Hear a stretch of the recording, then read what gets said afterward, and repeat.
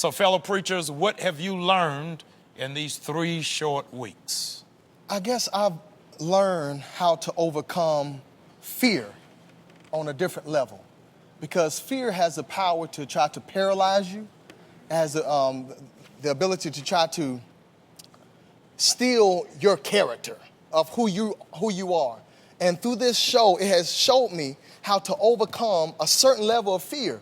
And I'm so grateful to be with you, great men of God, because I have learned a lot from you 3. You have blessed me.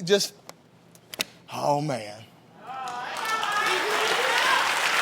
We love you, OQ. I feel like I'm on a football team all over again. And we got the running back, we got the quarterback, and we got the lineman.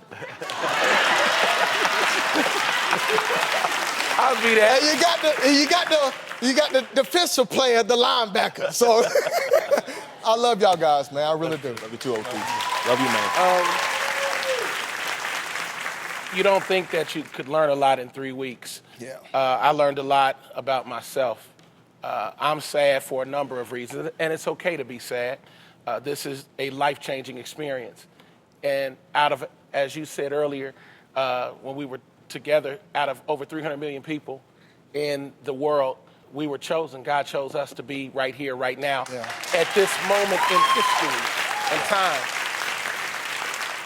I learned that there was so much more to who I was. Yeah.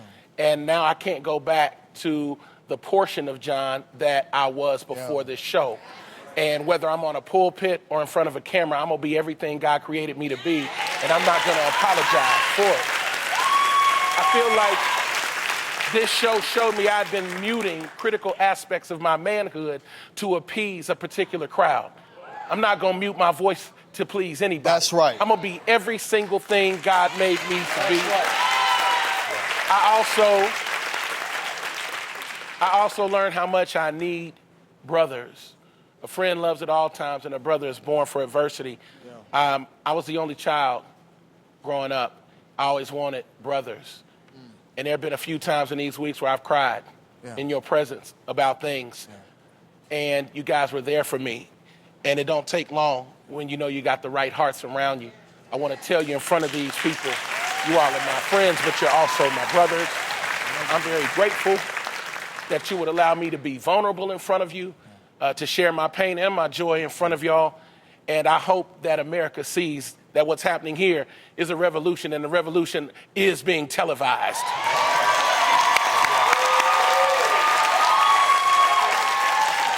I think for me, that I've been a preacher for 28 years. I've been a pastor for 26 years. And I've been the guy who's always been diplomatic, trying to bring people together, wanting to talk to all people. Yeah. But this show stretched me because there were times when guests were invited with conversations that I had never delved into.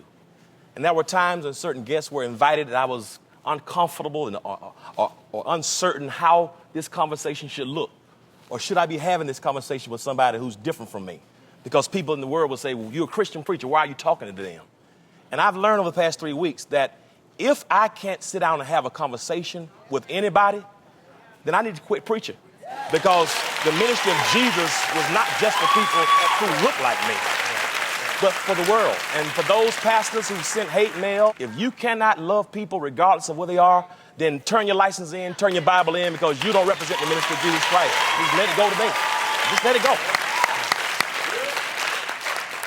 There's an African proverb that says, if you want to go fast, walk alone. But if you want to go far, walk in a group. And for most of my life and most of my ministry, I've been a lone ranger. And so to have a company of the Magnificent Four to walk with me, I feel like I'm going to go further than I would have ever gone in my life or in my ministry, because I know you all have got my back. I found out through this that you can never, ever be a success and satisfy everybody. That's right. And if you can mute those who are critics and those who are skeptics, you'll be able to go further. My mother said something to me years ago, John, that stayed with me. She said, investigate. None of your haters have ever done more than you. And when you put that in perspective, it helps you reevaluate everything.